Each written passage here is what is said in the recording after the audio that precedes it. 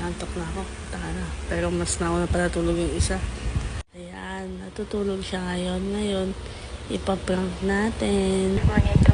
Ito. Ano ba yan?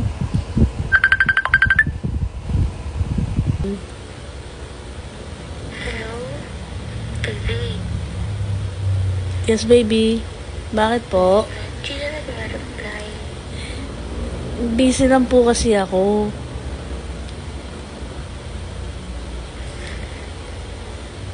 Kanina pa ako nanihintay ng chat mo eh. Sorry, kasi tapos ko lang kasi kumain, kaya sorry na. Huwag ka na magalit. Busy ka ba masyado? Hindi naman po. Chat. Ano na yan?